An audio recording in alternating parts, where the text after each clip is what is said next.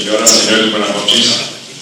Agradezco a todos su presencia, de la misma forma que agradezco a todos los que nos siguen a través de las transmisiones por internet, que estén pendientes de esta mesa y del ciclo en general. Quiero, en nombre del maestro Héctor Fisamubio y en el mío, como organizadores de este ciclo de conferencias y de mesas redondas, agradecer desde luego la presencia del público, pero fundamentalmente la presencia y la participación de los distinguidos juristas que a partir de hoy van a presentar un panorama del pensamiento jurídico contemporáneo. Cuando el doctor Fisamubio y yo consideramos la conveniencia de organizar este ciclo, lo hicimos para presentar un panorama completo de la ciencia jurídica de nuestro tiempo, viendo fundamentalmente los problemas que son necesarios, que es necesario resolver, las corrientes doctrinales más importantes, las tendencias jurisprudenciales que se van perfilando en el mundo, y en algunos casos nos orientaremos por examinar el pensamiento en particular de algunos juristas. De esta manera, el mosaico que se va a componer nos permitirá conocer la doctrina, la jurisprudencia, la legislación y la actividad misma de numerosos juristas protagonistas del derecho de nuestro tiempo. Desde luego, entre esos protagonistas del derecho de nuestro tiempo están los integrantes de esta mesa. Antes de dar la palabra al doctor Eduardo Ferrer Magrego, quiero agradecerle de una manera muy enfática la entusiasta participación que él tuvo y también la importante capacidad para conseguir una serie significativa de trabajos, de ensayos, que van a ser recogidos como parte del trabajo de estas mesas. No haré la presentación de los integrantes de la mesa porque eso le corresponde al doctor Ferrer como coordinador de la misma, pero sí quiero subrayar que con independencia de los trabajos que se presenten en cada una de las sesiones, los coordinadores han abierto el abanico de las colaboraciones y todo será recogido en un volumen que permitirá al lector tener una perspectiva muy amplia de cuál es el estado del arte y del derecho en nuestro tiempo. Ese es nuestro objetivo, hacer una revisión que nos permita identificar problemas y soluciones, tendencias, posiciones, perspectivas metodológicas. Y para esto, hoy, en esta primera mesa, los invito a ustedes, a quienes nos siguen a través de la difusión electrónica, porque vamos a estar en el curso de lo que falta de este año y a todo lo largo de 2016 presentando mesas semejantes para revisar, así como lo hacemos hoy, el derecho procesal constitucional, el derecho constitucional sustantivo, derecho administrativo, derecho procesal civil, derecho penal, derecho internacional. Veremos, por supuesto, aspectos de teoría jurídica, veremos aspectos relacionados con temas que tienen particular atractivo en nuestro tiempo, como derecho y ciencia, derecho y técnica, por supuesto, derecho y ambiente, derecho y salud, de manera que vamos a presentar un panorama muy amplio y a la vez muy profundo. No vamos a quedarnos solo en la amplitud, sino vamos a profundizar en cada uno de los casos, como se verá en esta mesa. Y al final del ciclo, nuestra intención es ofrecer también un volumen, o quizá un par de volúmenes, donde aparecerán todos los trabajos presentados en las mesas o recibidos por los coordinadores que por razones de tiempo o por la imposibilidad de los autores de asistir a la mesa, no son desarrollados en la propia sesión. Pero por otra parte, como nuestras sesiones duran 2 horas, también es conveniente que los trabajos que se presenten sean los que puedan ser con toda amplitud desahogados por parte de los ponentes y analizados por parte de los asistentes. A reserva de que el doctor Ferrer MacGregor haga la presentación de los distinguidos participantes, yo quiero agradecer mucho a los juristas extraordinarios que hoy nos acompañan, el doctor Gerardo Eto Cruz de Perú, el doctor Domingo García Belaunde, también de Perú, el doctor Néstor Sagüez de Argentina. El coordinador ya nos ha acompañado en otras sesiones, el doctor Ferrer MacGregor, es miembro del Instituto de Investigaciones Jurídicas de la UNAM, es juez de la Corte Interamericana de Derechos Humanos y es, sin duda alguna, una de las mayores autoridades académicas que tenemos en México en materia de derecho procesal constitucional, y esto dicho no por mí, que podría ponerse en cuestión mi expresión en ese sentido por la clara amistad que nos vincula, sino por el maestro de todos nosotros, el doctor Héctor Fixamudio, quien lo considera, al doctor Ferrer MacGregor, como el más sólido exponente del derecho procesal constitucional entre nosotros. Los dejo pues en lo que todos queremos, que es escuchar a nuestros ponentes, y reiterando solo que con la mayor oportunidad estaremos avisando a ustedes de las mesas subsiguientes.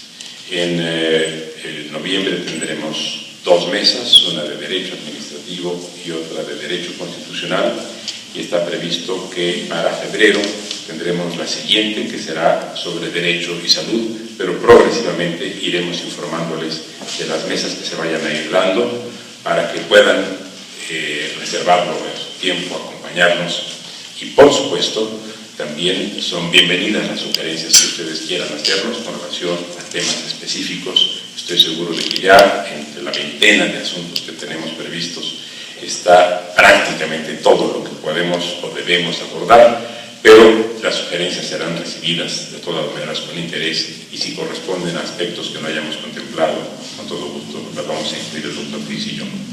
Queridos amigos, con enorme gratitud, con enorme admiración, con enorme afecto, les doy la bienvenida en nombre del doctor Fixamudio y mío, en nombre del Colegio Nacional que se honra con su presencia, y en nombre de todos los que hoy, sin duda alguna, nos vamos a ver beneficiados con las luces de su inteligencia y de su cultura.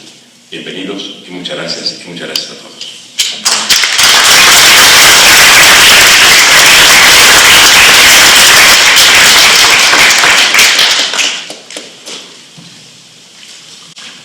Muy buenas noches a todas y todos. Es un verdadero privilegio estar nuevamente en el Colegio Nacional, en este emblemático lugar del centro histórico, y además hacerlo en ocasión del inicio de este ciclo de conferencias que acaba de anunciar uno de los coordinadores, mi querido y admirado amigo, el doctor Diego Valadez, a quien agradezco la invitación para coordinar esta primera mesa redonda de este ciclo, que se integra, como se anunció, de varias temáticas.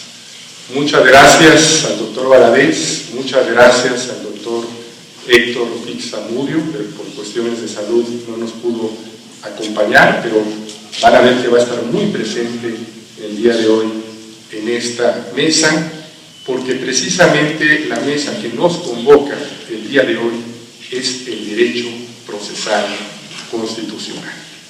El pensamiento jurídico de nuestros días se ha ido nutriendo a la luz de los últimos 60 años que se ha ido construyendo esta nueva disciplina jurídica.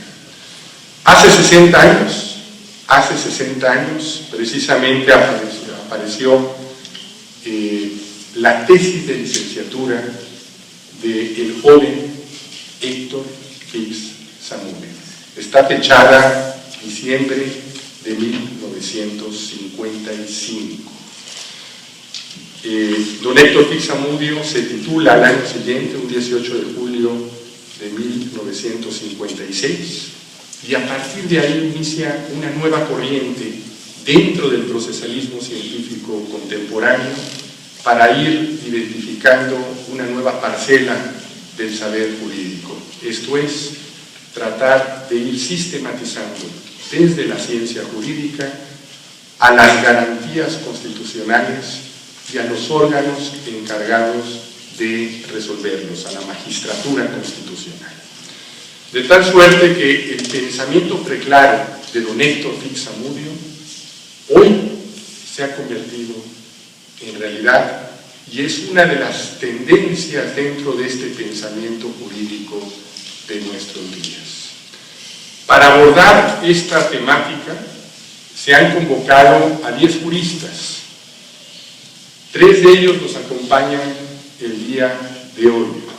Los demás juristas no nos pudieron acompañar, todos son muy destacados profesores de esta materia, del derecho procesal constitucional de varios países iberoamericanos: Juan Carlos Hitters, Carlos Ayala Corao, Ala Bluwell Carías, Anita Giacometto, Joaquín Braje Camazano, Pablo Luis Manili, Osvaldo Alfredo Bozaini y nuestros 3 queridos colegas a quienes le agradecemos mucho su presencia el día de hoy.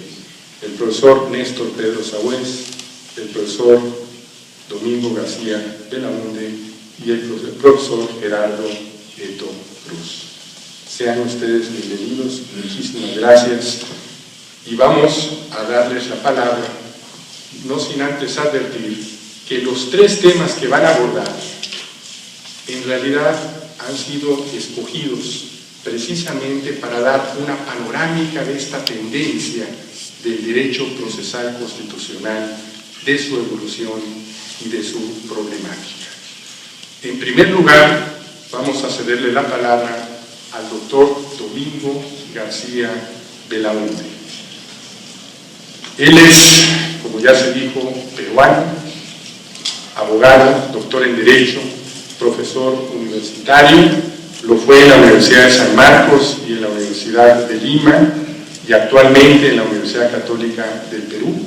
Es presidente honorario de la Asociación Peruana de Derecho Constitucional, secretario ejecutivo del Instituto Iberoamericano de Derecho Constitucional, autor de muchos libros y ensayos en materia sobre todo de derecho constitucional, de derecho procesal constitucional y de filosofía del derecho esencialmente. También tiene obra publicada aquí en México, tiene 2 libros, los 2 de ellos en la editorial Porrúa, El Derecho Procesal Constitucional en Perspectiva y Encuesta de Derecho Procesal Constitucional.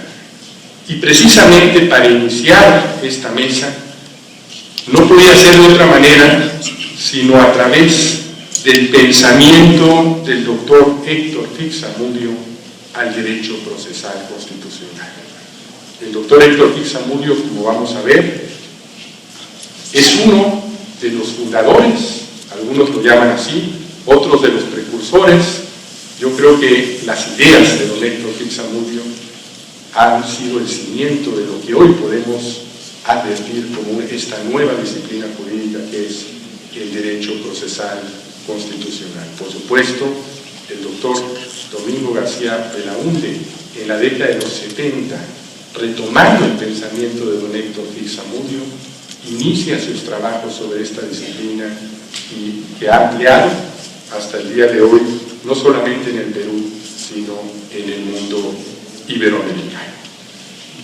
Muchas gracias por su presencia. Le cedemos la palabra sobre la temática el pensamiento del doctor Héctor Fix-Amudio al derecho procesal constitucional.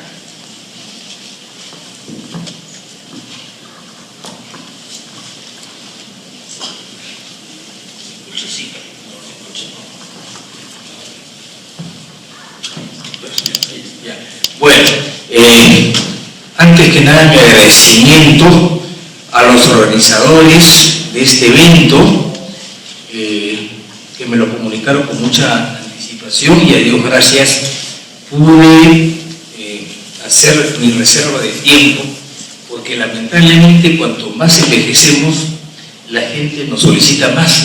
Me imagino que porque cree que vamos a desaparecer pronto. Es una posibilidad. Entonces, cuando yo tenía 30 años, rogaba que me inviten, pero ahora es al revés, quiero que rogar que no me inviten. Lo que pasa es que yo tengo una deuda casi impagable con la comunidad jurídica mexicana, porque yo vine acá por vez primera el año 1975, esto hace muchos años, y algunos no habían nacido, yo era muy joven, y naturalmente vine a México porque era, digamos, una meca del pensamiento jurídico en ese momento, y había figuras muy importantes que estaban en México. En ese congreso, aparte de conocer a Diego Valadez, a Jorge Carpizo, que en paz descansa, un gran y fraterno amigo, a Héctor Fix-Amudio, conocí a algunas personas muy interesantes. Mencionaré algunos. Vicente Alcalá Zamora y Castillo, por ejemplo, estaba ahí, hablé con él largo, pero no voy a contar detalles. Visitamos a Luis de Casensiche, que estaba muy bien en esa época, y fuimos a San Angelín, hay un restaurante famoso, que nos invitaron a cenar esa noche, y presentaron a un hombre muy simpático, que tenía un puro inmenso que no se apagaba nunca, y que al final entonamos juntos una ranchera, y resultó ser don Ignacio Burgoa, que realmente me fascinó como personaje, ¿no? Compré su libro, por supuesto, evidentemente, pero entonces me sentí muy unido a la comunidad jurídica mexicana, y debo decir que no creo haberme negado nunca a participar en nada, y aun cuando los tiempos sean difíciles, creo que siempre me he hecho un tiempo y estoy agradecido. Me metí en el tema del derecho procesal constitucional por inclinación, digamos. Yo he sido hijo de juez, viví en un ambiente judicial. En esa época en el Perú solamente existía el habeas corpus, que era una especie de instrumento omnicomprensivo para todo. O sea, nuestro habeas corpus en los años 30, 50, 60 era algo así como el amparo mexicano, que cubría todo. Después se distinguió el amparo del habeas corpus, ¿no? Entonces mi padre había tenido algunos habeas corpus muy sonados en su época siendo juez supremo, y yo siendo niño me impactaba porque vivimos en una dictadura. Entonces eso quizás determinó mi dedicación a los temas procesales, siendo mi vocación principal a ser constitucionalista, porque me di cuenta que a los procesalistas no les interesaba el tema, así de simple. Y bueno, conocí a Fix-Amudio en ese momento, trabé amistad con él, no sé, luego el 76, el 77, bueno, qué decir, luego estuve en Lima varias veces, gestionamos con algunos colegas el doctorado honoris causa que le dimos en la Universidad Católica de Lima, y yo di el discurso, y en fin, ha habido una amistad de toda la vida, y naturalmente he combinado y hablado con muchas cosas, pero él siempre era muy reacio a pensar que había creado algo nuevo. Yo creo que es un hombre no solamente muy bueno, sino muy humilde, pero humilde de verdad, porque hay humildes que son para afuera, ¿no? Yo creo que él es una persona que es una humildad así ejemplar. Entonces él me hablaba siempre de lo que lo había precedido, y uno de ellos era Niceto Alcalá Zamora y Castillo, a quien yo conocí ya, digamos, muy mayor. Inclusive tuve una conversación con él algo áspera, por así decirlo, porque yo le dije: maestro, ¿y usted cuándo piensa regresar a España? Y dijo: regresaré cuando Franco se muera, me dijo. Bueno, Franco se murió a los pocos meses, y efectivamente regresó, por lo menos creo que sí fue. Pero en todo caso él acabó en España, de lo que yo recuerdo. Y justamente en España también acabó Javier Elola, fue uno de los fundadores del instituto, ¿no?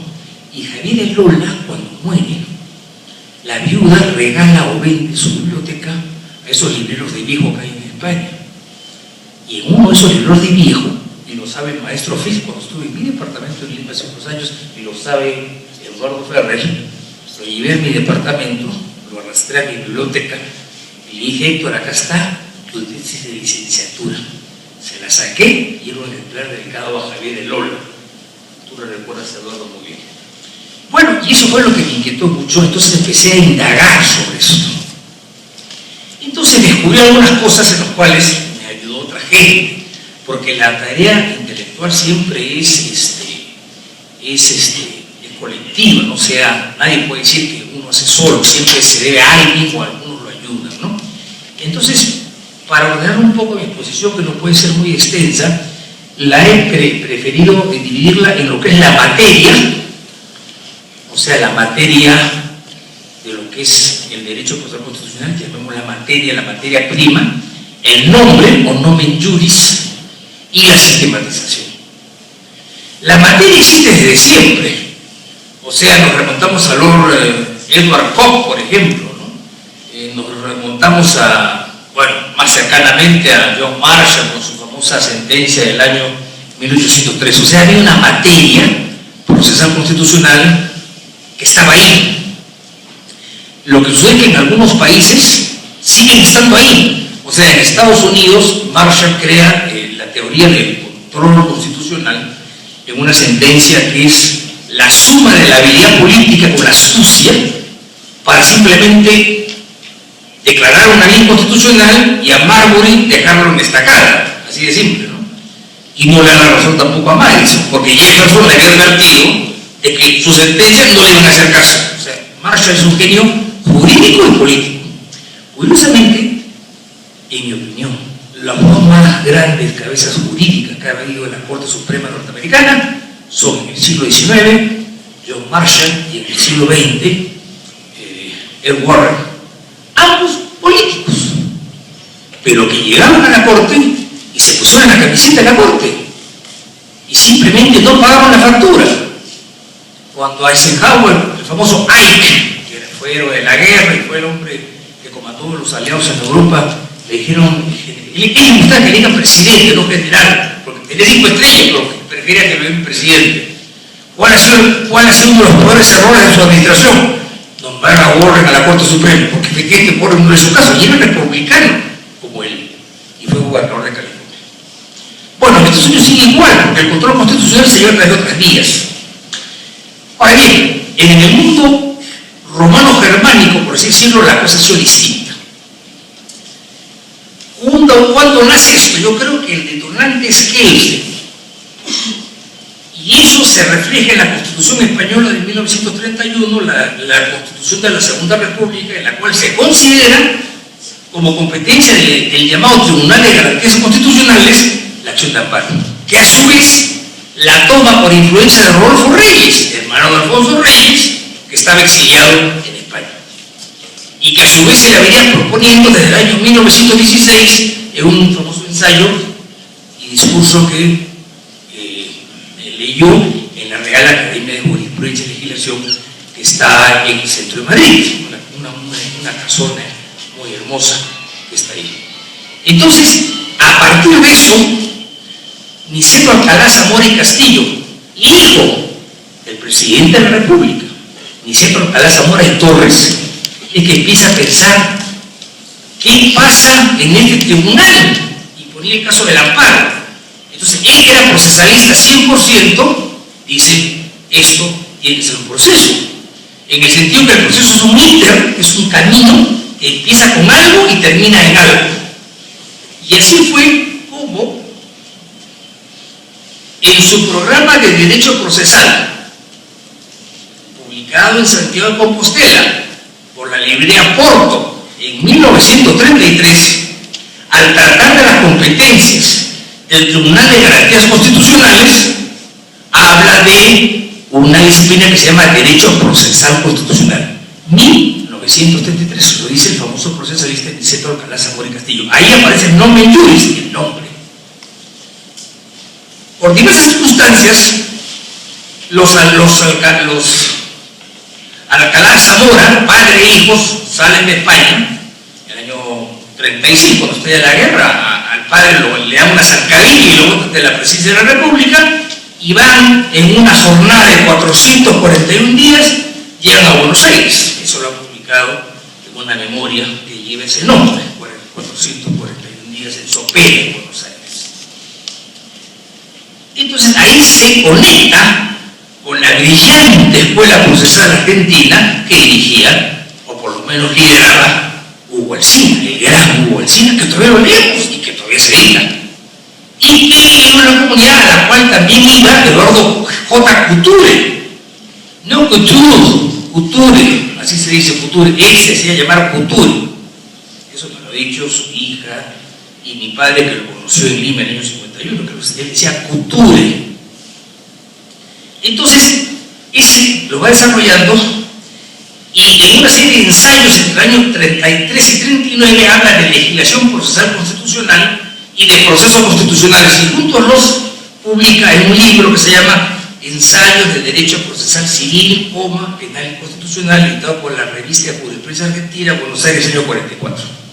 Ese libro no se ha vuelto a reeditar, pero como mis colegas impresores peruanos son muy ingeniosos, han hecho una edición facsimilar en Lima que es una maravilla, y se la obsequié al doctor Eduardo Ferrer, que no la ha perdido, pero es igualita, pero había un error, ese libro no se ha vuelto a imprimir, es terrible.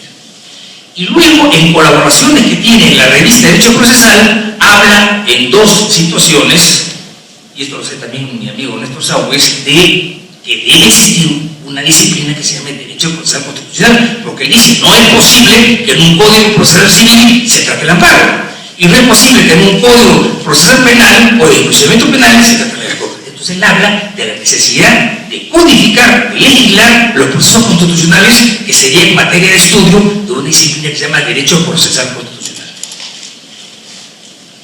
Recasén Siches lo invita el año 46 a Niceto Alcalá Zamora a venir a México a enseñar un par de años. Se quedó 30 o más. Y aquí publica un famoso libro el año 47, en la cual reitera a lo mismo y se dedica a renovar el derecho procesal en México, que estaba atrasado como en el resto de nuestros países, salvo en la Argentina y seguramente en Brasil. No conozco la literatura brasileña. Entonces ahí entra el maestro Fitzamudio, que se pone en contacto con Niceto Alcalá Zamora y Castillo, y él toma el nombre, naturalmente se dedica muy buen tiempo a estudiar el tema, y publica su tesis de licenciatura, con el cual ya ha hablado nuestro amigo Eduardo Ferrer, que se llama La garantía jurisdiccional de la Constitución mexicana. Digamos que, según me dijo alguna vez el maestro Fitzamudio, se publicaron 30 o 40 ejemplares, porque no era su tesis. Y esos ejemplares eran para el jurado, para su familia y para sus amigos. Y tiene estos capítulos: planteamiento del problema, situación de la materia en el campo del derecho procesal, el derecho procesal constitucional, el proceso constitucional y conclusiones. Y esto luego lo difunde en una revista que se llama La Justicia, el año 56, por partes, y años después lo publica también por partes en un libro que se llama El Juicio de Amparo, del año 64, libro también agotado. Pero lo que sí es correcto afirmar de que ya entramos en esta tercera etapa, o sea, la materia procesal constitucional, el nomen juris, entramos en la etapa de la cimentación y sistematización. O sea, a partir de Fitzamudio es indudable que el derecho procesal constitucional existe como disciplina procesal autónoma y necesaria. Ahora, el problema es que esto hay mucha gente que no se da cuenta. Curiosamente, la influencia del maestro Fitzamudio se da también en Italia, a través de Capelletti. Capelletti, en un libro que se llama Proceso e Ideología, que no está traducido al castellano, lamentablemente, habla del derecho procesal constitucional, y un texto que se publica en México ese año también habla de eso. Lo que sucede es que Capelletti no tenía una perspectiva teórica y luego va a dar vuelta por muchas partes. Entonces, cuando ya empieza a hablar, cuando está en Italia, de justicia constitucional o de control constitucional, justicia constitucional cuando está en Francia, y como ya pasa largas temporadas en Stanford, habla de judicial review. O en algunos textos en inglés de constitutional justice, en inglés. Pero ¿qué pasa? En inglés pues no hay una teorización sobre esto, simplemente es el problema del control y punto. Entonces, esto va avanzando lentamente y los aportes del maestro Félix Zamudio, que escribe mucho, o sea, el maestro Félix Zamudio es un caso curioso que yo me recuerda en cierto sentido, salvando las distancias y las ideologías, a Carl Schmitt, ¿no? O sea, para mí las dos grandes cabezas del derecho público en el siglo XX son Kelsen y Carl Schmitt. Kelsen es monolítico, ¿no?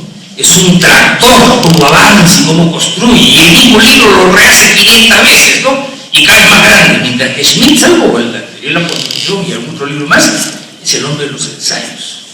Bueno, yo diría que el maestro Félix es el hombre de los ensayos. Bueno, Giorgio Belvecchi, el gran filósofo del derecho, es el hombre de los ensayos. Norberto Bobbio, el gran teórico de la política, de la filosofía política y también del derecho, es el hombre de los ensayos. Casi todos son ensayos. Y los libros que tiene Bobbio son lecciones de que alguien tomó o alguien grabó. Entonces, yo creo que eso va influenciando. Yo tomo contacto con el hombre a partir de los ensayos del maestro Félix Zamudio, y luego hay el gran impacto que es el encuentro de Sochaoca en 1977, en la cual el tema es la jurisdicción constitucional en Iberoamérica. Voy yo ahí, tengo la suerte de encontrar a mi señor mexicano, por supuesto, está Mauro Capelletti, ¿no? Y están otras personas más, y se habla ya con mucho detalle de lo que en esa época todavía se llamaba jurisdicción constitucional, pero con la tendencia que la jurisdicción constitucional a la larga nos lleva a lo que es el derecho procesal constitucional. Entonces, creo que eso ya es la cimentación. Y esto se ha extendido luego en Argentina, en el Brasil hay mucho publicado, en el Perú, por supuesto, en Colombia, en México, evidentemente. En México, digamos, seamos honestos, el gran impulso lo da Eduardo Ferrer, un impulso que hasta ahora se mantiene, y ya se hace muy extendido el uso de derecho procesal constitucional. En Europa la situación es distinta. En Austria, por la información que tengo, el término se ignora. En Italia se conoce, pero se usa muy poco. En Francia se conoce, pero se usa muy poco. Y en España tuvo un magnífico inicio gracias al maestro Félix Zamudio, porque tenía mucho contacto con los procesalistas españoles, pero luego desapareció. En Italia han estado atentos a lo que nosotros hacemos, pero les pesa mucho digamos, no obstante que los primeros manuales italianos hablan de justicia constitucional, pero hablan de jurisdicción constitucional, por los clásicos manuales de Mortati, de Paladín, de Viscaretti y de Ruffieri hablan de jurisdicción constitucional. Los más recientes hablan de justicia constitucional, pero curiosamente algunos, como Pizzoruso, dicen que son equivalentes a la justicia constitucional, como el derecho procesal constitucional, y otros simplemente lo ignoran. El único que ha tratado de hacer un deslinde entre la justicia constitucional usado por los italianos y el derecho procesal constitucional es Pegoraro, en la última edición de su libro que se llama Justicia Constitucional Comparada, del cual hay una traducción castellana muy anterior. Él dice que el problema de no usar justicia constitucional es un problema muy simple, porque si usamos derecho procesal constitucional, según Pegoraro, es limitarnos al estrecho marco del derecho procesal. Pero el problema es que gente como Romboli, por ejemplo, tienen una serie muy larga sobre los procesos constitucionales, y el mismo Pegoraro admite que hay procesos constitucionales y no están los procesos. O sea, desde el punto de vista de la teoría, un proceso ¿dónde se ubica? ¿Es un derecho instrumental o adjetivo? No es un derecho sustantivo, ¿no? El problema es de que la Corte Constitucional italiana tiene, por un lado, un proceso de control normativo, pero tiene dos competencias más que no tienen que ver nada con lo estrictamente procesal constitucional, por así llamarlo. Uno, que es los problemas competenciales entre regiones. Entonces ahí es un derecho administrativo prácticamente, o administrativo constitucional. Y el otro, que nunca lo han usado, es el juicio al presidente de la República. Y claro, si el día que se llegue a Leone, gran procesalista, estuvo a punto de ser enjuiciado, porque el día que eso se aplique, o sea que a la Corte Constitucional, en juicio al presidente de la República, lo que van a aplicar es el Código Procesal Penal. ¿Me explico? Entonces, para los italianos, por lo menos para los que han prestado atención al tema, eso no se les ocurre. Entonces, hablar de eso es en realidad no enfrentar las cosas. En Alemania, curiosamente, sí se usa mucho derecho procesal constitucional. Mucho. Yo tengo una información muy grande que me proporcionó en su momento Heberle, Peter Heberle, que es un buen amigo nuestro, y hay unos 8 o 9 manuales que me los he conseguido. Lo que pasa es que no están afincados en lo que es el funcionamiento del Tribunal Constitucional Federal, ¿no es cierto? Pero en Alemania eso ha entrado. Pero yo diría, en síntesis, que digamos, el derecho procesal constitucional, curiosamente, es una creación que tiene un viaje que va de menos a más, de España a la Argentina.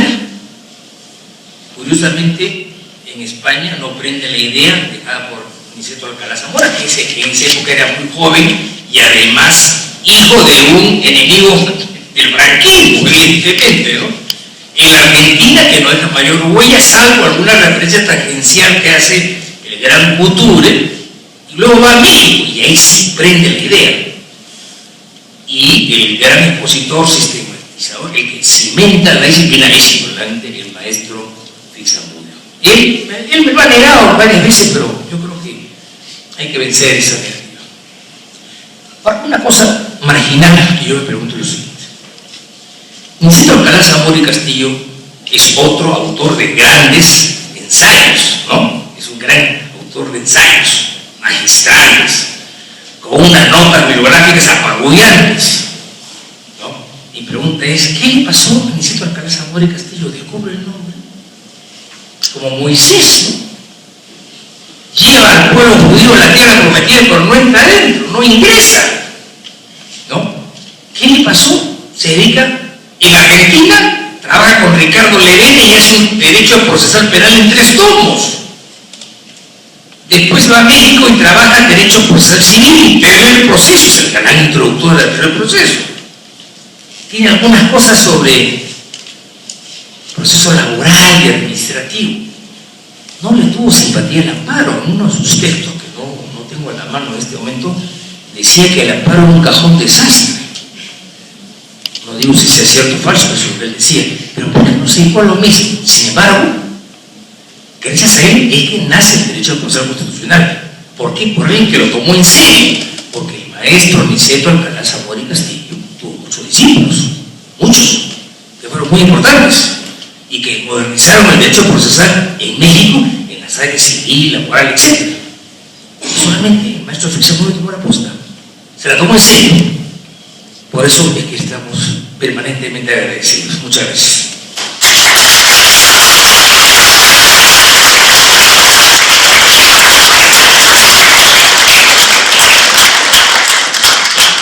Muchas gracias al doctor Domingo García Belaúnde. Quisiera recordar al público que va a haber un espacio para preguntas y respuestas. Pueden hacerlas por escrito.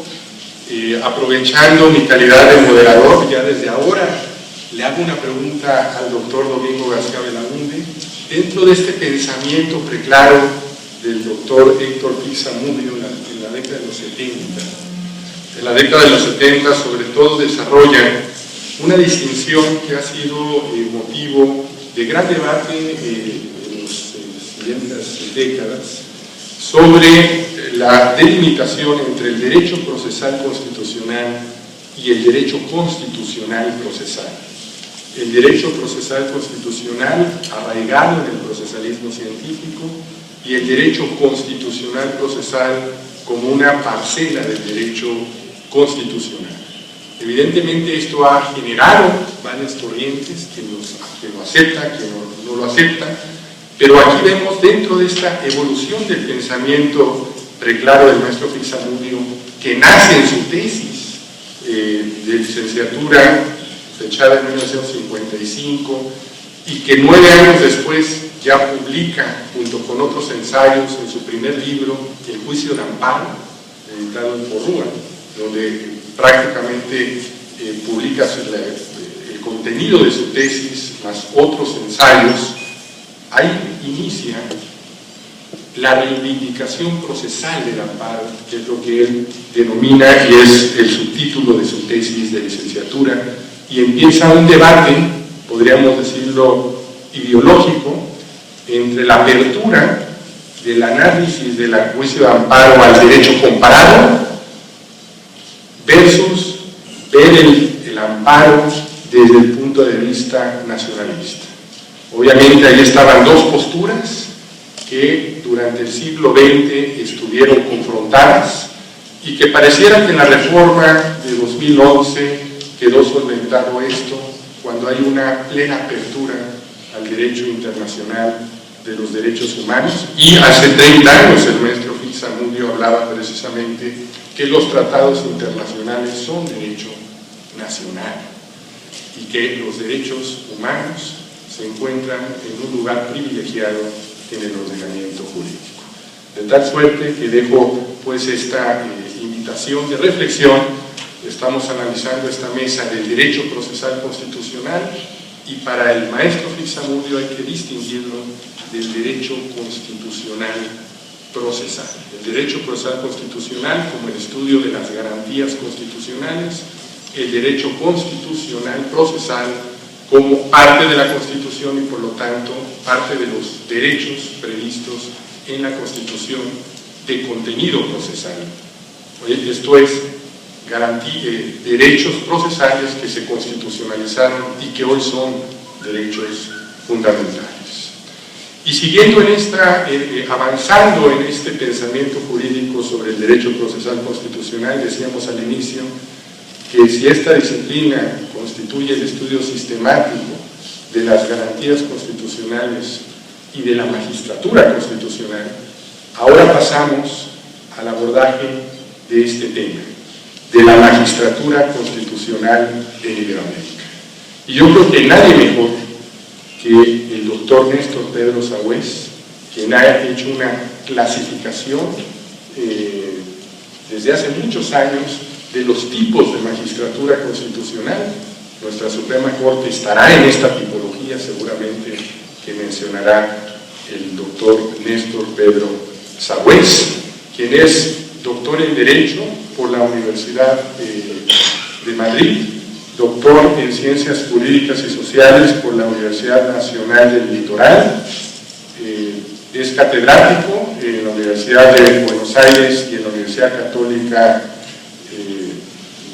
de Argentina, es presidente honorario del Instituto Iberoamericano de Derecho Procesal Constitucional y de la Asociación Argentina de Derecho Constitucional, ha publicado una veintena de libros, varios de ellos en México. Hay un libro antiguo publicado en una editorial Cárdenas, La Demagogia, ese es el título. En el Instituto de Investigaciones Jurídicas tiene publicada la Constitución Argentina, las escuelas judiciales, en Porrúa, procesos constitucionales en América Latina y la interpretación judicial de la Constitución, recientemente publicada, ya agotada, o próxima a salir una segunda edición, y que lleva como subtítulo algo que precisamente es uno de los grandes desafíos que hoy enfrenta no solamente nuestro país, sino los países de la región, que denomina el profesor Sagüés como de la Constitución Nacional a la Constitución convencionalizada. Esto es la interacción que existe hoy entre el derecho nacional y el derecho internacional. Sea usted bienvenido, doctor Sagüés, muchísimas gracias por aceptar estar esta noche aquí. Bien, muchas gracias. ¿Se escucha bien?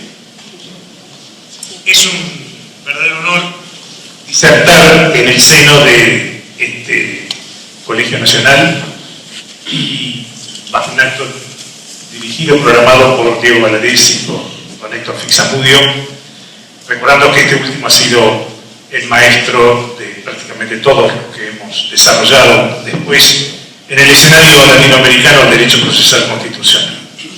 Como bien dice Eduardo, vamos a hablar sobre la magistratura constitucional. El derecho procesal constitucional tiene al menos dos capítulos esenciales. Uno es la magistratura constitucional y el otro refiere a los procesos constitucionales. La magistratura constitucional se ocupa de la siguiente pregunta: ¿quién es el mejor intérprete y el mejor aplicador de la Constitución? Es un interrogante que motiva una serie de discusiones que, por razones de brevedad, siguiéndonos al escenario iberoamericano como se me pidió que lo hiciera, es decir, refiriéndonos a los países del subcontinente latinoamericano y a España, Portugal y Andorra, podríamos distinguir, en especial en nuestra región, digamos así, tres fuentes principales que van a explicar las distintas estructuras que son tan diversas, tan heterogéneas, tan pintorescas en esta materia. Porque anticipamos ya que en Latinoamérica el escenario es totalmente cambiante, muy diferente, muy polifacético, de país en país, y que desde ya es imposible formular un régimen tipo y típico de órganos de control de constitucionalidad. La primera fuente que tenemos es, obviamente, la Constitución norteamericana, pero más que la Constitución norteamericana, la jurisprudencia de la Corte Suprema de los Estados Unidos, que, como todos sabemos, en 1803, en el célebre caso Merrill, inventa el control judicial de constitucionalidad, es decir, lo institucionaliza. Para hablar en términos figurados, saca de la gran galera del derecho constitucional un más todavía grande conejo: el control judicial de constitucionalidad, la Judicial Review, que no figuraba en el texto de la Constitución de Estados Unidos, que no figura actualmente en el texto de la Constitución norteamericana, y sobre el cual en la Constituyente de Filadelfia, en 1787, se habían rechazado alrededor de 7 propuestas de implementación de control de constitucionalidad. No obstante, 16 años después, la Corte Suprema de los Estados Unidos, con absoluta tranquilidad, dice: bueno, no solamente nosotros, sino cualquier juez en los Estados Unidos puede, y llegado el caso, debe hacer control de constitucionalidad. Naturalmente, el control de constitucionalidad estadounidense ha evolucionado profundamente a través de estas más de 2 centurias que han pasado desde entonces, pero iluminó el escenario latinoamericano. Evidentemente fue una constitución ejemplar, y Merrill versus Madison fue un fallo ejemplar, un fallo que provocó seguimiento, un fallo que suscitó lo que algunos llaman en el pensamiento teorista derecho repentino, es decir, un derecho consuetudinario que no precisa más de un caso para solidificarse, para concretarse como algo vigente y digno de seguimiento. Tenemos, por lo tanto, esa fuente. La otra fuente es de más de 117 años después, son las ideas kelsenianas, plasmadas en la Constitución de Checoslovaquia primero, la de Austria después, en 1920, en torno a otro tipo de magistratura constitucional destinada a afianzar la supremacía de la Constitución. Kelsen, como todos sabemos, desconfiaba de los jueces comunes para hacer control de constitucionalidad. No le gustaba el control difuso, el control desconcentrado. Él pretendía que los jueces que realizaran control de constitucionalidad fueran especializados en la materia, que concentraran su función en un tribunal único y que sintonizaran la interpretación del derecho constitucional en radio constitucional y no radio civil, radio comercial, radio penal, radio laboral, según la distinta especialidad y el distinto fuero en donde actuaban los magistrados comunes. De ahí la necesidad de una justicia constitucional concentrada, especializada, con facultades de abolir o de derogar las normas calificadas como inconstitucionales. Con lo cual, ese órgano, el Tribunal Constitucional, se va a tipificar como legislador negativo. Esa idea de Hans Kelsen, como bien se ha anticipado aquí, se proyecta en Latinoamérica especialmente por la recepción de tal iniciativa en la Constitución Española de 1931 con el Tribunal de Garantías Constitucionales y Sociales. Pero luego esa idea también va a mutarse, va a proyectarse, va a expandirse, va a ampliarse. Los tribunales constitucionales van a pretender ser instigadores de normas a través de sentencias exhortativas y en algunos casos directamente asumir papeles nomogenéticos, elaborando normas, no solamente a través de sentencias exhortativas, sino de sentencias legislativas. Episodio que refleja, por ejemplo, la actual Constitución ecuatoriana de 2008. Repito, primera fuente de la Constitución estadounidense, segunda fuente del constitucionalismo latinoamericano, en particular el modelo kelseniano. La tercera fuente es distinta, es política, es la Revolución Cubana. La Revolución Cubana termina adoptando el esquema marxista-leninista del centralismo democrático, donde evidentemente hay un rechazo terminante al papel del juez como órgano de control de constitucionalidad.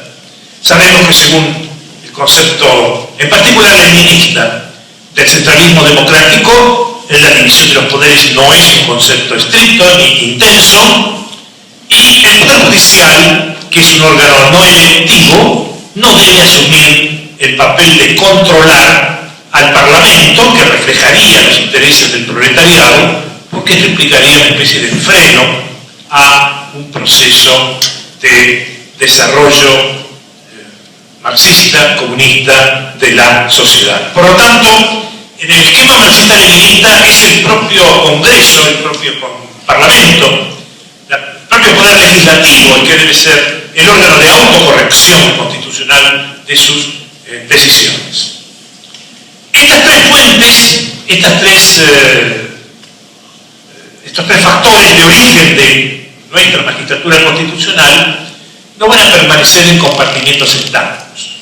Se produce a través de los años un interesante proceso de mutación, un interesante proceso de mestizaje jurídico, donde el sistema estadounidense se entremezcla en parte con el kelseniano, abordando fórmulas nuevas, algunas creativas, duales según algunos, híbridas según otros.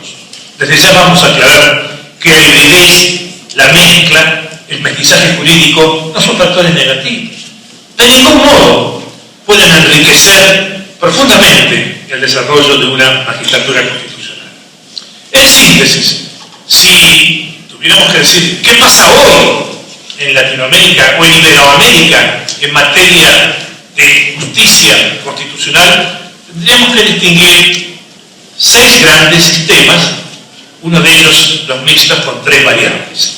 Esos 6 sistemas serían el sistema judicial difuso o desconcentrado, liderado fundamentalmente por Estados Unidos y por Argentina, que se convierte en el monaguillo más fiel del sistema estadounidense en vigor. Pero cuidado, que ese sistema estadounidense cambia cuando en 1950 y pico la Corte Suprema de Estados Unidos, en el caso Adams versus Cochran, con la unidad que la caracteriza, dice: las sentencias de esta Corte son la ley suprema de la tierra y todos los tribunales de los Estados Unidos están obligados a seguir sus directrices, y también las agencias del Poder Ejecutivo y del Poder Legislativo. De golpe, la misma teoría según la cual las sentencias de la Corte Suprema estadounidense se aplicaban al caso concreto eclosiona con efectos totalmente expansivos. En la medida en que la Corte Suprema de los Estados Unidos define un punto como constitucional o como inconstitucional, en esa medida eso debe ser seguida por todos los tribunales, y en ese rubro todos los jueces pierden control difuso de constitucionalidad, porque se encuentran sometidos a la directriz genérica fijada por la Corte Suprema de la Nación. El segundo sistema, digamos, opuesto al estadounidense en Latinoamérica, un sistema más parecido al kelseniano, casi parecido al kelseniano de una manera completa, lo encontramos fundamentalmente en Chile, España, Portugal y Andorra. Tenemos un tercer sistema, es todo esto bastante complejo, el sistema judicial concentrado en la cúspide del órgano máximo del Poder Judicial. Caso, por ejemplo, de Uruguay o de Panamá, donde los jueces no hacen control represivo de constitucionalidad. Esa es una facultad conferida o reservada a la Corte Suprema de Justicia de la Nación con exclusividad. O cuarto sistema, el paraguayo, un sistema judicial biconcentrado, donde el poder de controlar la constitucionalidad de las normas radica en una sala constitucional de la Corte Suprema. Pero basta que un juez de esa sala o un juez de la Corte requiera que el expediente sea enviado al pleno de la Corte para que se produzca una suerte de viaje jurídico del caso de la sala constitucional a la Corte Suprema en globo o en pleno. El quinto sistema es mixto y ahí encontramos una serie de variables. Su detalle puede ser monótono, lo describo nomás en no más de un minuto. Por ejemplo, el control judicial total o parcialmente difuso en manos de los jueces en general, pero con más control concentrado en un órgano no absolutamente especializado en lo constitucional, situado en el Poder Judicial. Podría ser el caso de Brasil y tal vez el de México.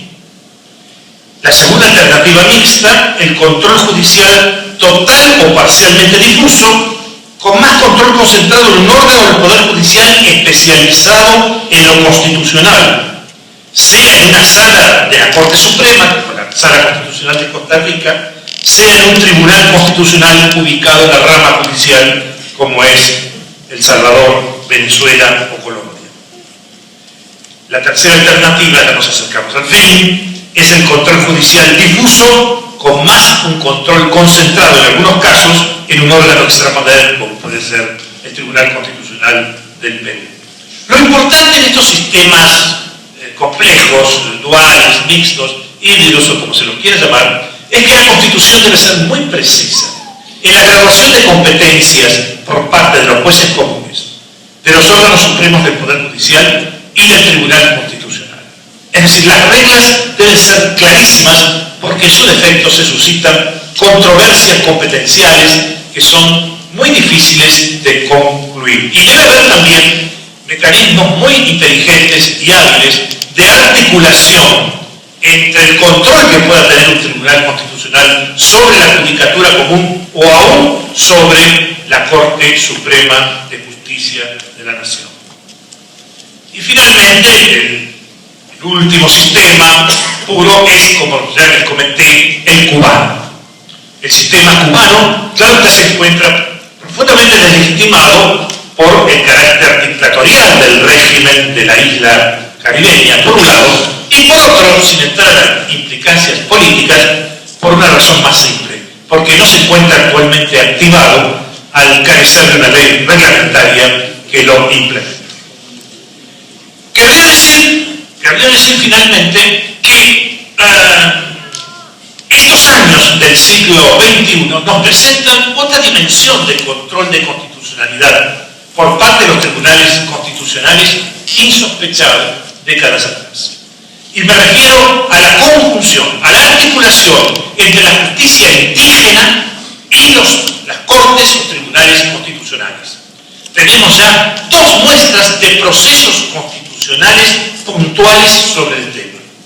Por ejemplo, el recurso de apelación extraordinaria contra las sentencias de la justicia indígena en Ecuador, programado por la Ley de Jurisdicción Constitucional, que se tramita ese recurso directamente ante la Corte Constitucional del Ecuador. Es decir, la Corte Constitucional se convierte en instrumento de revisión de constitucionalidad de las sentencias de los pueblos originarios o de las organizaciones tribales, como el pueblo montubio, equiparable a él.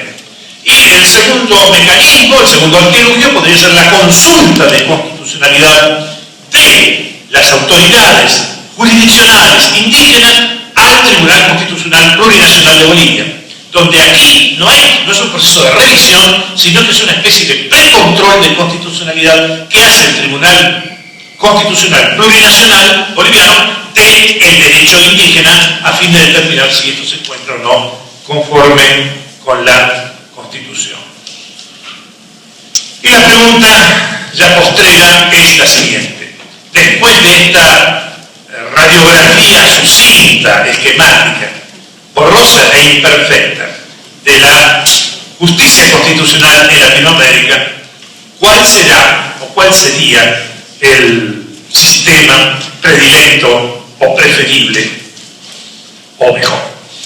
Hay un sistema prevaleciente, lo que no quiere decir que sea el más exitoso. Ese sistema de tribunales constitucionales, cortes constitucionales o salas constitucionales. Ese sistema, diría, más de moda, generalmente imbricado con sistemas mixtos, donde muchas veces los jueces ordinarios conservan también residuos, vestigios o competencias significativas en materia de control de constitucionalidad.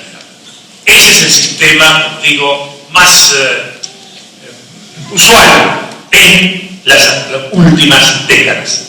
Pero hay países que se resisten a estructurar un tribunal constitucional. Hay países que están reciclando sus cortes supremas, transformándolas directa o indirectamente, en mayor o en menor medida, en cortes constitucionales. Es decir, ocupándose solamente de temas de naturaleza constitucional. El ejemplo no es raro. Estados Unidos mismo es una buena muestra de ello. Una Corte Suprema que teóricamente estaba programada para atender numerosos asuntos, hoy solamente considera o procesa 80 causas por año, o 100, las que tienen normalmente textura constitucional. Es decir, hay mutaciones de Cortes Supremas a tribunales o cortes constitucionales. Son episodios muy dignos de consideración, muy dignos de atención. Pero hay países que aún así no quieren jamás constituir un tribunal constitucional. Y en parte Argentina sea un buen ejemplo de ello. ¿Por qué? Primero, por el respeto al sistema tradicional estadounidense de control difuso de constitucionalidad. Segundo, por razones de tipo político que son relevantes.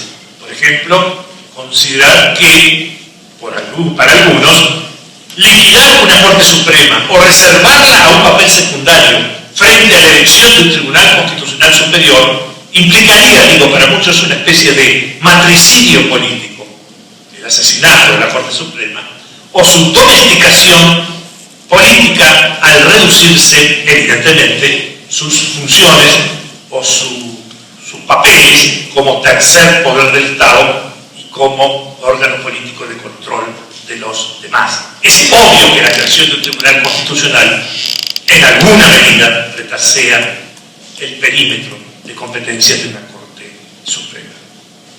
Lo cierto es que no hay aquí una fórmula divina. No hay ninguna regla bíblica que nos diga que lo mejor es un Tribunal Constitucional, que lo mejor es una Corte Suprema, o que lo mejor es un régimen mixto o dual o híbrido o como se lo quiera denominar. No existe ningún dogmatismo en estos rubros, en esta materia. Lo que legitima a un régimen de control de constitucionalidad es que sea exitoso, que sea funcional, que sea operativo, que realmente resuelva las controversias entre los órganos del Estado y que realmente proteja los derechos de los habitantes. Y eso puede permitir respuestas muy plurales, respuestas muy diferentes.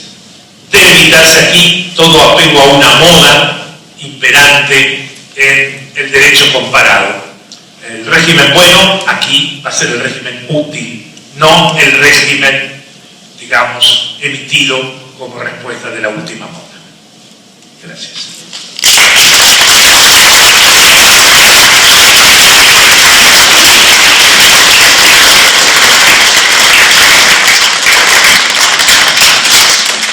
Muchas gracias al doctor Néstor Pedro Sagüez. Él decía de manera muy modesta que su clasificación fue una radiografía sucinta, borrosa e imperfecta. Yo diría que fue una radiografía muy completa de la resonancia magnética, de esta magistratura constitucional, esta jurisdicción constitucional en sus diversas formas y matices, y que a partir sobre todo del año 1994 en México con la reforma y a partir de la novena época realmente en 1995 con la reforma constitucional del 31 de diciembre de 1994 se da un paso fundamental para convertir desde el punto de vista material, no formal, no se llama como así, material, a la Suprema Corte de Justicia de la Nación en un tribunal constitucional, precisamente por las competencias que se le asignan, que tienen los tribunales constitucionales de corte criteriana, la acción abstracta de inconstitucionalidad, entre otros aspectos. De tal suerte que es un tema que ahora está de moda. ¿Cómo podemos clasificar o calificar a nuestra Suprema Corte y en general a la jurisdicción constitucional en México, y especialmente cuando en el año 2011, al mes de que se dio la reforma constitucional en materia de amparo y de derechos humanos, se resolvió el expediente varios 912/2010 del famoso caso Radilla, en cumplimiento de una sentencia de la Corte Interamericana, donde la Corte reinterpretó el artículo 133 de nuestra Constitución a la luz del reformado artículo primero constitucional para aceptar un control difuso de constitucionalidad y de convencionalidad. De tal suerte que esta clasificación, estas 6 clasificaciones que hace, donde lo anota como mixto, podría ser una de las más acertadas, tal vez en este momento en México. Tenemos procesos constitucionales concentrados en la propia Suprema Corte de Justicia de la Nación, pero también tenemos ya un sistema difuso de constitucionalidad y convencionalidad, y en las entidades federativas se están dando este laboratorio de jurisdicciones constitucionales. Tenemos salas constitucionales, tenemos por ahí un tribunal constitucional incluso, y tenemos tribunales superiores de justicia que ya tienen incorporadas garantías constitucionales. Ese abanico que nos describió el doctor Néstor Pedro Sagüez lo estamos viviendo en este momento en las entidades federativas, pero con el ingrediente ahora del control difuso de constitucionalidad y de convencionalidad, donde habilita a todos los jueces de este país a poder ser jueces constitucionales y jueces convencionales. Siguiendo esta mesa del derecho procesal constitucional, empezando con el pensamiento preclaro, digamos, perdón por la expresión que voy a decir, que no le gusta a nuestro Fix, pero a mí sí me gusta decirla, del fundador del derecho procesal constitucional, por lo menos desde el punto de vista de la sistematización científica, más allá de las ideas de Kelsen, de Calamandré, de Couture, de todos estos juristas, pero el primero que la sistematiza, y por eso digo que es el fundador sistemático de la disciplina. Pasamos a la magistratura constitucional y ahora vamos a terminar analizando uno de los procesos constitucionales, el más importante desde el punto de vista de defensa de los derechos, que es el proceso de amparo. Este juicio, acción, recurso, garantía, que algunos le llaman en nuestro país el juicio de amparo, que es el proceso, el juicio por antonomasia para proteger derechos humanos. No solamente en México, y aquí nace como garantía constitucional y se exporta al mundo, ahora tiene también una variedad de matices que va a exponer el doctor Gerardo Eto Cruz. El doctor Gerardo Eto Cruz, ya se comentó, es un constitucionalista peruano, profesor de Derecho Procesal Constitucional y de Teoría General de los Derechos Humanos, y ha sido hasta hace muy poco magistrado del Tribunal Constitucional peruano y director del Centro de Estudios Constitucionales del propio tribunal, que además con una fecunda obra publicada de este Centro de Estudios Constitucionales. Se doctoró en la Universidad de Santiago de Compostela con un trabajo también publicado, Tratado de Derecho del Proceso Constitucional peruano, y recientemente publicó una magna obra en 2 tomos, no sé si cada tomo tiene 1000 páginas o por ahí, sobre el proceso de amparo. De tal suerte que es uno de los principales juristas que en época contemporánea ha analizado desde el punto de vista histórico, pero también contemporáneo, dada su experiencia como magistrado del Tribunal Constitucional y su solidez académica. Damos la bienvenida al doctor Gerardo Eto Cruz. Muchas gracias. En primer lugar, quiero agradecer al maestro Diego Valadez y a ti, Eduardo, por la invitación. Y antes de empezar a desarrollar la materia, quiero compartir en estos momentos introspectivamente un sentimiento, porque hoy en la mañana hemos hecho visita al maestro Héctor Fixamudio y acabo de tomar efectivamente nota de que en diciembre se están cumpliendo 60 años de la sustentación de la tesis que hiciera don Héctor Fixamudio en torno al amparo, donde demolió el mito de que el amparo o el juicio de amparo era prácticamente naturaleza política, y efectivamente le estructuró una base, le cimentó, que a partir de ahí podemos decir de que el derecho procesal constitucional entra en un rigor epistémico. Este sentimiento lo comparto porque hemos ido a visitarlo y en este momento estoy compartiendo con 2 maestros también de orden cosmopolita en el derecho procesal constitucional. Me refiero, porque no es por hablar, un maestro Pedro Sagüez, que ha venido profundizando todos los entresijos del derecho procesal constitucional, y Domingo García Belaúnde, que son 2 interlocutores. Y justamente Eduardo Ferrer Magredo es el que le ha dado pues otra concepción contemporánea a partir de estas reflexiones que viene planteando a partir de diversos trabajos, y hoy su presencia en la Corte Interamericana va a ser de valioso aporte. Efectivamente, el derecho procesal constitucional hoy tiene como consenso que tiene 3 objetos de estudio: jurisdicción constitucional, magistratura constitucional y procesos constitucionales. Puede haber archipiélagos de otros tópicos, pero este tríptico de materia es el núcleo duro de esta disciplina. Y dentro de los procesos constitucionales, la que brilla con luz propia es el proceso de amparo, juicio de amparo, recurso de amparo, acción de tutela, recurso extraordinario. El nombre injuris no interesa, pero se trata de este proceso tutelador, no consulta, de todos los derechos fundamentales. Pero antes de entrar a la materia, quiero hablar un poco sobre la voz ibérica, y hace algún tiempo yo leí la memoria de don Pablo Neruda, Confieso que he vivido, y quiero compartir aquí esta cita que reflexionaba a partir del legado idiomático que decía don Pablo Neruda. Decía lo siguiente: qué buen idioma el mío, qué buena lengua lengua heredamos de los conquistadores tordos.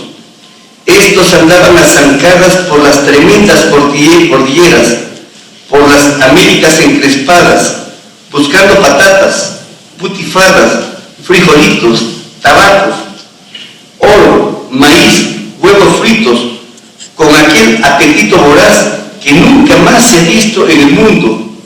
Todos se lo tragaban, con religiones, pirámides, tribus, idolatrías, iguales a los que ellos traían en sus grandes botas. Por donde pasaban quedaban arrasada la tierra, pero a los bárbaros se le caía de las botas, de las barbas, de los yelmos, de las herraduras, como piedrecitas, las palabras luminosas que se quedaron aquí, resplandecientes, el idioma. Salimos perdiendo, salimos ganando. Se llevaron el oro y nos dejaron el oro. Se lo llevaron todo y nos dejaron todo. Nos dejaron las palabras.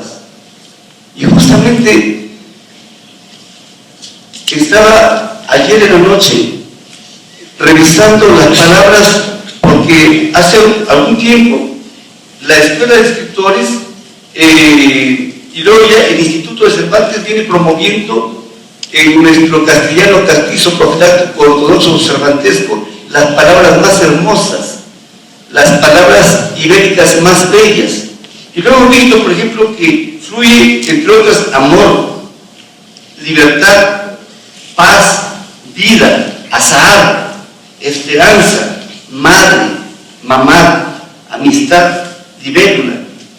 Inclusive en el 2011 hay una palabra hermosa que viene de una ciudad de México, Querétaro.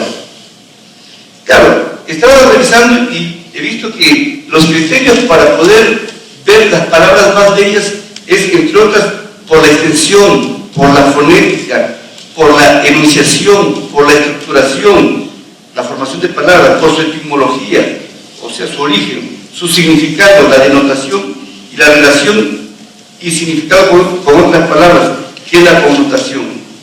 Pienso que en algún momento debería ya entrar en esa bella palabra la frase, la palabra amparo.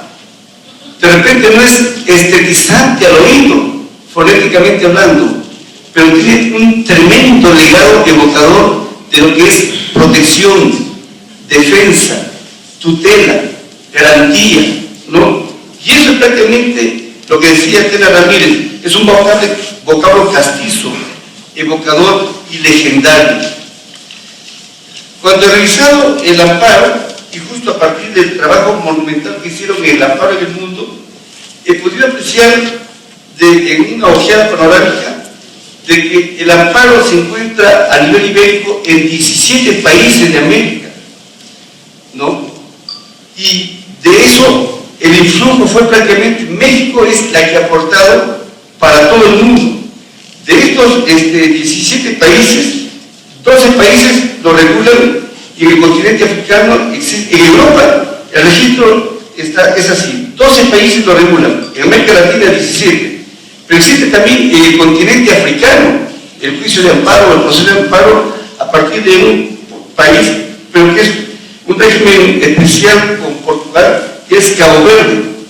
Y también en Asia se encuentra regulado en la región administrativa especial de Macao.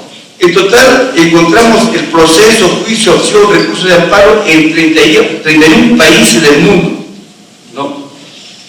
El amparo, entonces, independientemente de su nombre juris, es un proceso de naturaleza constitucional que tiene como fin exclusivo y excluyente tutelar un derecho que es distinto a la naturaleza ordinaria que se ve procesalmente regulado por los procesos civiles. Los procesos civiles regulan los derechos ordinarios, pero el amparo tutela una naturaleza sui generis especial, que son derechos de estirpe jus fundamental. Y en ese contexto son derechos fundamentales o derechos constitucionales o distintos términos con que se identifican los derechos humanos. Pues bien, si quisiéramos hacer un un panorama de lo que ocurre en el amparo en Iberoamérica. Podríamos procesalmente dar este esquema. El amparo como acción o como recurso que lo conoce un solo tribunal, y quiénes son los que lo van a conocer. Existe, respecto a la competencia, dos variantes. El proceso, que es conocido por un órgano jurisdiccional ad hoc especial al clásico estilo que señalo, que es un tribunal constitucional, y a nivel iberoamericano solamente existe el Tribunal Constitucional Español, ¿no? Por cierto que también se ve a nivel europeo en Alemania y Austria. Y también el amparo regulado por un órgano supremo de orden judicial y que está comprendido en diversos países, en la cual está el Poder Judicial, pero hay un órgano especial que es una sala o corte, y así podemos decir que lo regula Costa Rica, El Salvador y Nicaragua, ¿no? Y luego tenemos otro modelo, que es el amparo como acción o recurso ejercido ante una globalidad de tribunales. Y aquí hemos procesado de forma sistemática, que es el grueso de los países iberoamericanos. Así lo tenemos en Argentina, Bolivia, Brasil, Chile, Colombia, Honduras, Panamá, Perú, Uruguay y Venezuela. ¿Qué derechos tutela el amparo? Ya he dicho, tutela los derechos fundamentales, pero aquí también podríamos decir que había dos vertientes o dos modalidades de su acogimiento. Por un lado, la vertiente, tesis o modelo de que el amparo protege todos los derechos fundamentales, y aquí tendríamos los regímenes de Venezuela, Costa Rica, Argentina, Uruguay, Perú, Guatemala, El Salvador, Bolivia, Honduras, Nicaragua y Brasil. Y luego tendríamos el modelo o sistema que protege el amparo solo a ciertos derechos fundamentales. Y a nivel ibérico está España, y dentro de Latinoamérica se encuentra solo Chile y Colombia. Veamos ahora la legitimidad procesal, de forma muy brevísima. La legitimación activa. ¿Quiénes pueden plantear el juicio de amparo o el proceso de amparo? En realidad puede ser cualquier persona, que es el agraviado, o puede ser también una persona natural o jurídica. Pero a esta regla, que se mantiene en todos los modelos iberoamericanos, se suma lo siguiente. Argentina, que lo puede plantear también el defensor del pueblo y asociaciones registradas conforme a ley. Bolivia, el Ministerio Público y el defensor del pueblo. Brasil, partidos políticos, organizaciones sindicales y asociaciones. Ecuador, aparte de todas las personas naturales o jurídicas, el defensor del pueblo. Guatemala, el Ministerio Público. Perú, las personas jurídicas y el defensor del pueblo. Uruguay, las personas jurídicas públicas o privadas. Y Venezuela, el defensor del pueblo. La legitimación pasiva, aquí existe una variada posición, bajo el signo si solo puede ser emplazada las autoridades públicas o también los particulares. Y podríamos decir, contra autoridades públicas o privadas. La regla por lo general común es que procede contra cualquier autoridad o funcionario, ¿no? O incluso contra particulares. Y los modelos que encontramos son Argentina, Bolivia, Brasil, Colombia, Costa Rica, Ecuador, Guatemala, Paraguay, Perú, Uruguay y Venezuela. Entidades que solamente pueden ser emplazadas las entidades públicas. El modelo iberoamericano admite una corriente que solo debe emplazarse a ciertas autoridades públicas o el Estado, y estos son Chile, El Salvador, Honduras, México, Nicaragua y Panamá. Los motivos de protección es prácticamente el acto lesivo, concepto que México ha hecho un tremendo aporte a la sabiduría del derecho procesal constitucional. Acto lesivo, acto reclamado o agravio constitucional. Aquí se pueden plantear diversas variantes, ¿no? El amparo frente a particulares el amparo frente a leyes, el amparo contra sentencias. Voy a desarrollar básicamente el amparo contra leyes. Hay dos variantes, modelos que prohíben el amparo contra leyes, y hay variantes de que el amparo prospera contra leyes siempre y cuando se distinga leyes de naturaleza autoaplicativa de las leyes heteroaplicativas. Este también es un aporte grandioso de México a través de su juicio de amparo para todo Iberoamérica. Los modelos consisten en que solo debe plantearse amparo contra normas si estas son de naturaleza autoaplicativa. Porque si hay normas heteroaplicativas, así sea groseramente inconstitucional, si no causa agravio en concreto, sino en abstracto, no prospera el amparo. Por lo menos ese es el modelo que nosotros tenemos, ¿no? Y, bueno, podemos decir que el amparo directo contra leyes se encuentra en Venezuela, México y parte en Perú, Guatemala, Honduras y Costa Rica. Y el sistema que lo prohíbe son Argentina, o sea, no prospera el amparo contra leyes, son Argentina, Brasil, Uruguay, Colombia y España. Y el amparo contra sentencias es otro de los temas más complejos dentro de lo que es el derecho procesal constitucional. Podríamos brevemente quintesenciar así: había una tesis negativa y una tesis permisiva. La tesis negativa es la que sostiene que el amparo no prospera contra resoluciones judiciales por diversas razones, entre otras porque se afecta a la seguridad jurídica, porque esa resolución es fruto de un proceso en donde ha habido actividad probatoria y mal haría el proceso de amparo, que no tiene actividad probatoria, elevar una resolución que ha quedado en su condición de res judicata, de cosa juzgada. Y aparte porque al generar cosa juzgada se generan derechos adquiridos, y porque muchas veces el juez que conoce el amparo no podría ir contra un colegiado mayor. Grosso modo, esos son los lineamientos de la tesis negativa. Luego podríamos decir que esta tesis se encuentra en Argentina, Uruguay, Costa Rica, Panamá, El Salvador, Honduras y Nicaragua. Luego habría la tesis permisiva, pero esta tesis permisiva a su vez se bifurca en tesis permisiva débil y tesis permisiva fuerte. La tesis permisiva sostiene que sí es factible que el juicio de amparo pueda residenciarse contra resoluciones judiciales en la medida en que esa resolución judicial puede ser fruto de la violación del debido proceso o de la tutela procesal efectiva, ¿no? Y entre otros, y a partir de ahí se distingue la tesis permisiva débil, que plantea la posibilidad básicamente de enervar esa resolución judicial solo cuando se viola el debido proceso, más no cuando se viola la tutela judicial.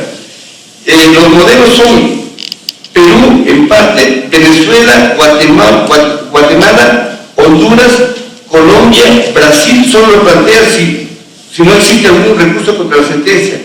Y la tesis permisiva fuerte, aquí se puede plantear el amparo contra cualquier tipo de resolución, y lo encontramos básicamente en México y España. El Perú ha hecho un aporte al derecho procesal constitucional de que sí es factible plantear amparo a partir de una frase que la han acuñado los autores del Código Procesal Constitucional, y aquí tenemos a uno de los autores reales del Código, que es el profesor Domingo García Belaúnde, que acuñaron una palabra que no está en la Constitución: tutela procesal efectiva, que comprende en rigor el debido proceso y la tutela judicial. Porque muchas veces los jueces, cuando planteaban amparo contra resoluciones judiciales, el abogado planteaba porque se violaba el debido proceso, o a veces porque se violaba la tutela judicial, y el juez, no tan idóneo en la tutela, declaraba rechazo indivino porque simplemente decía que o se tutela una cosa o se tutela otra cosa. Pero en fin, como consecuencia de esa experiencia, hoy el Código Procesal Constitucional peruano ha acuñado esa frase tutela procesal efectiva, que significa que si hay una resolución que viola el debido proceso o la tutela judicial, eso se encapsula como tutela procesal efectiva. Finalmente, por el tiempo que realmente estamos ya para esta nochecita de reflexión académica, debo, por experiencia que fui magistrado del Tribunal Constitucional, decir de que juicio de amparo o el proceso de amparo es el que ha generado en los tribunales, cortes o salas constitucionales una heurística. Heurística es el arte de saber crear o inventar. Heurística jurídica en crear o en redimensionar derechos fundamentales. Hoy por hoy, los derechos fundamentales que se encuentran en las constituciones o en las declaraciones internacionales de derechos humanos se han ido redimensionando, se han ido increciendo, creando o recreando o generándose o reconociéndose nuevos derechos fundamentales a partir justamente del juicio de amparo.